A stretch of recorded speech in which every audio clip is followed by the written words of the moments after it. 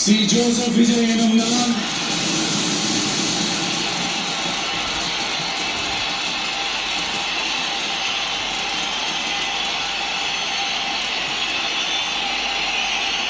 சட்டப்படி அமைக்கப்பெற்ற இந்திய அரசியல் அமைப்பின்பால்